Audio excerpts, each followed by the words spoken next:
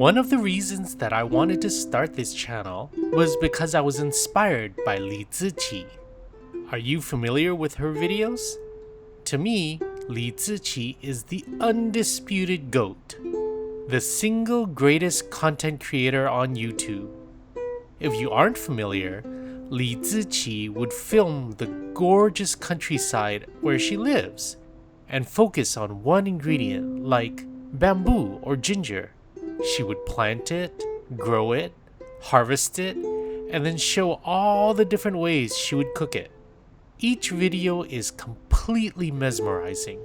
I discovered her during COVID when I was feeling isolated and alone, and it would make me feel so much better. But most of all, I would watch her videos and think, I could do that. I mean, come on. I live in Hawaii. It's just as gorgeous here, and we have our own culinary heritage to share with the world. I would look outside my window at my popo's mango tree and envision its vibrant color on a YouTube screen, and think about popo's super sweet, fragrant mangoes, and sharing all the yummy ways that my family would enjoy them. So this video is me finally fulfilling that dream. Of course, there's one big difference I hadn't thought of. Li Ziqi is this stunningly beautiful Chinese girl.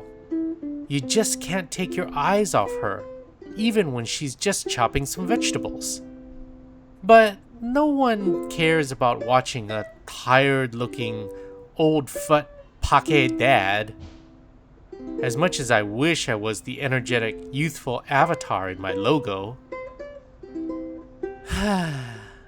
Well, at least I can still share a bit of our island lifestyle and flavors.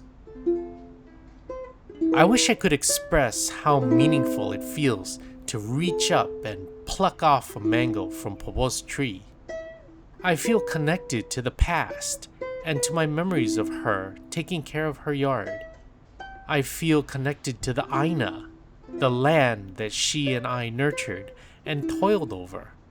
And I feel excited, thinking about tasting that sweet, sweet, fragrant mango. All over the island, there's so many varieties of mango. Hayden mango, puree mango, Raposa mango, Govea mango. Each one is uniquely distinct in their flavors. But Popo's tree is something special even for the islands. It's an apple mango. It's a Filipino cultivar that she got from an old Filipino man when she first bought this property. Back when my Popo first got married, she told my kungkung, I don't want a diamond ring, I want property. That perfectly sums up the type of woman she was. Popo's apple mango can be eaten when it's still green, when it's still crisp and crunchy, like an apple. I made a video a while ago about some of the ways that it's enjoyed like that. Go check that out if you haven't seen it. But if you let it ripen, though it doesn't change colors, it can get super sweet, a little tangy, but most of all, fragrant. Eating it like that is how I like it best. Out of all the dozens of varieties of mangoes on the island, no other mango has this unique fragrance. It reminds me so much of my Popo, and it makes me feel like I'm home. But what do you do when you've got so much mango and inevitably some of it starts to get a little old and overripe? That's what we're focusing on today. Banana bread is a big part of our island lifestyle. You find it at just about every bake sale and convenience store. So one day, I asked my wife if she could make mango bread instead of banana bread, and this is what she came up with. When baking, you should use some nice softened butter to make your dough. But in our effort to be a little healthier, my wife uses country crock instead, because it's got less fat. But this also has an advantage, because country crock is already soft and spreadable, so it's much easier to mix in than real butter. Now, Popo's mangoes are already super sweet, but most recipes would call for some sugar anyway. Since I'm diabetic and really shouldn't be eating all that sugar, I'm just gonna substitute in some Splenda. But honestly, if you're using fresh mango from the yard like I am, you probably don't need the sugar. Here's another place I wanted to experiment with. Different types of flour will give you different textures. Bread flour gives you a denser, chewier texture than regular flour. So I was thinking, what about Mochiko, or sweet rice flour?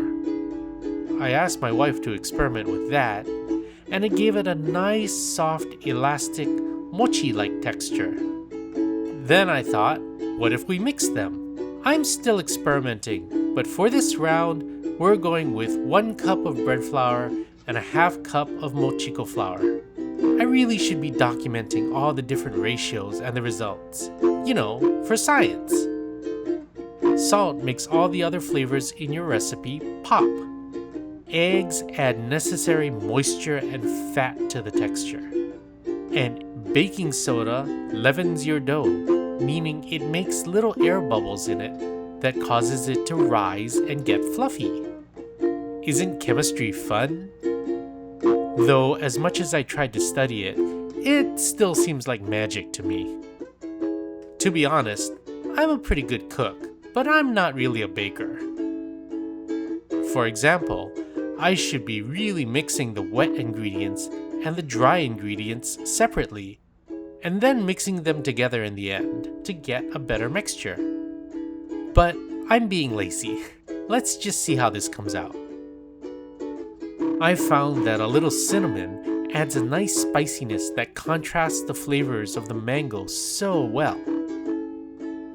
Cooking is about artistry and expression, about adjusting the taste based on how you're feeling that day. Baking, on the other hand, requires precision and adherence to the recipe for the chemistry to produce excellent results.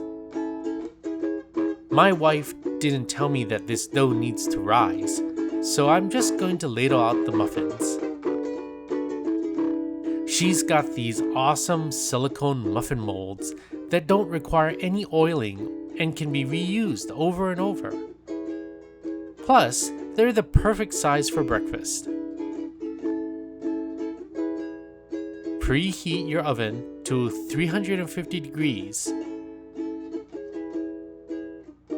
And when it's ready, in goes the mango bread for about 25 to 30 minutes.